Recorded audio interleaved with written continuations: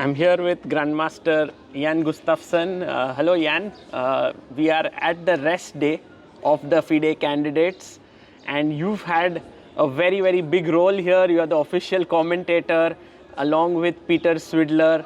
So first question is, how has been that experience of commentating with Peter? It's been fun. It's been a while. We used to do a lot of commentaries like 10 years ago. Older viewers might remember, but not so much recently. It's good to be reunited, like 10 years older, slightly less sharp, less hair, but it's still fun. People have loved it immensely. I can see on the social media, everyone's been like, we love the pair, we love the duo, we love the chess insights, the humor, everything. You're reading different social media than me. What are you reading? Now, the thing is, even if the general feedback is good, which I'm glad it is, of course, what sticks with you is the negative one you find, and it's very easy to find one. Yeah, that's just how social media is. Of course. But in general, these 4 rounds, how have they been for you? You are someone who's commentating here, but you've been also on the inside, right? You've been as a second before, you've been a coach of players. So for you, this candidates, how has it begun? Where to start? Of course, the big story is Sindarov on 3.5 out of 4. I don't think he was really a dark horse. Most predictions I've seen, and also what I did, was like, okay, Fabi is the top favorite, and then you have Sindarov and Nakamura more or less on par as a second favorite, and Prague, we're not so sure where he's at. So I can't say it's a shocking surprise, but him having 3.5 out of 4 and also out-preparing Fabi, that I was shocked by. He won the big matchup in round 3, in round 4, of course. So, no, the kid looks good. 20 years old, full of energy, incredibly well prepared, just incredibly good at chess. That, of course, is the big, big story. Were you surprised the way in which Sindarov beat Fabi in terms of out-preparing, or just how he finished it so cleanly? Both, but the clean finishing I'm expecting. Also in the game against Prague, it was similar against Fabi.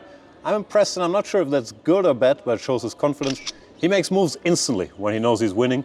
Like against Prague, he didn't hesitate 1 second about rook takes c2. Yes. Or against Fabi, also h4 instantly, h5 instantly.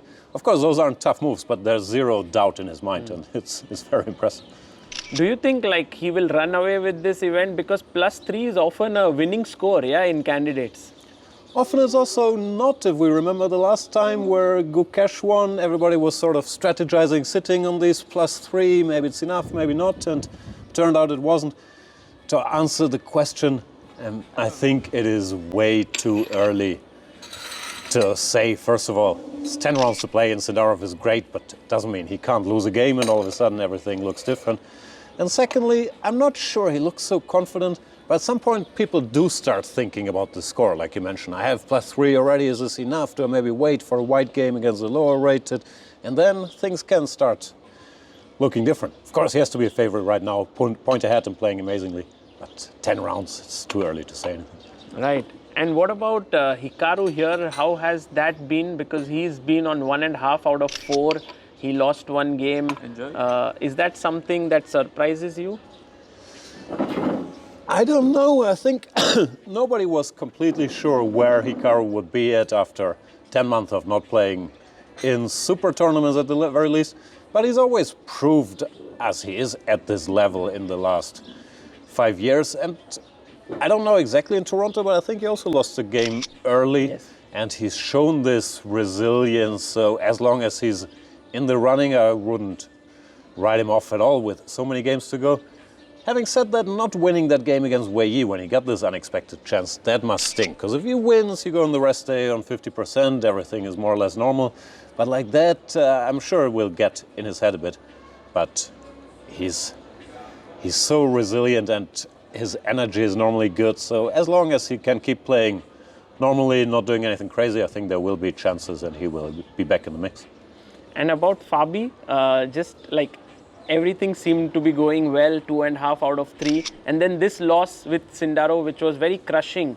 And somehow everyone wants Fabi to win because he's been someone who's been there at the top, not having gotten the title, World Champions title. So do you think like this is something that's a very difficult thing for him now to come back here, or What's your feeling, knowing him so well?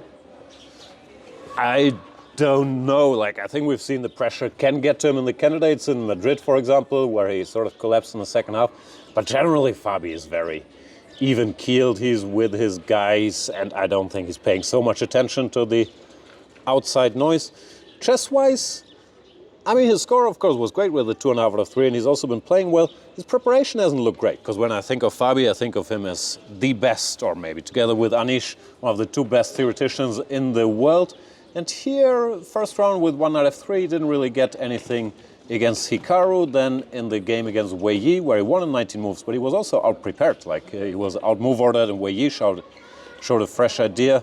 With black, he was crushed out of the opening by Sindarov. Against Anish, he was also worse. So I'm not sure what's going on with his prep, which I'm sure can be fixed, and it's more about choosing the lines.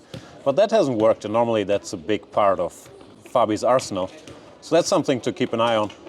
Other than that, yeah, he has 2.5 out of 4. It's not a disaster at all going. It's a good start in that sense. And what about Anish Giri? He's fighting here. He's playing the Sicilians. He won with Esipenko. He looks very motivated. He does look very motivated. I don't think motivation has ever been his issue. Like, I think, or at least for now, it looks like he made a small stylistic change with black, no longer playing the Berlin or other more solid choices, but sticking with the knight off, which he's been doing for a while, but we didn't know if it was for real or just against target opponents, slightly weaker position. I think he just decided he knows everything and he's scoring well, so why not do that every game, which adds a bit more variance. He lost the first round against Prague in this sharp Sicilian. Now he won one. So I think mathematically what he's doing is good, because he needs some more variance if he's fighting for first. Normally we're used to Anish doing well, but not winning that many super tournaments, famously. So I think stylistically it's good. I'm not sure if he also will manage to keep that approach from not just playing the Sicilian, but also later when it comes to decisions, like to keep it quote-unquote safe or to make it messier, which these decisions will come if he also changes the approach there. But for now, yeah, he's playing interesting chess. He's well prepared as always, so we'll see where it goes. And for Pragg, everyone feels like he has everything in him to be this complete player, yet maybe something's missing. Where do you think he's going wrong? Or, I mean, it's been a good start, but this loss to Sindarov and so on, here you have to have everything to win the candidates. I honestly don't know. When we think back 1 year, Pragg was crushing everything, dominating the Grand Chess Tour, and he was, as you said, he's such a complete player. He's incredibly tricky in the opening, well prepared, smart about what to do against whom. I don't know, I guess his confidence was a little shaken. It started in the World Cup. I remember we talked about it, where he already didn't look like himself, and the results after that weren't good. And here against Sindarov, first of all, I mean, he went this queen c3 missing e5, which for his level is a simple tactic. And then also in the time trouble, when it was this mano a mano, he just looked outmatched. Like, Sindarov was playing faster and calculated much more cleanly. So I'm not sure what's going on, because when it comes to talent, work ethic, everything, also age plus experience, he's still incredibly young, but he played at candidates, he's played many super tournaments. So everything should be going his way. I think people didn't have him that high on their brackets because of his recent form. And so far, yeah, it looks like there might be something to it, judging from that Sindarov game. But his class remains incredibly high, so let him win 1 or 2 games and we'll see. And Bluebaum, someone whom you know very closely, you've been the coach of German team, 4 solid draws. In fact, he's the only one who's held Sindarov to a draw out of the 4 rounds. Are you liking the way he's playing?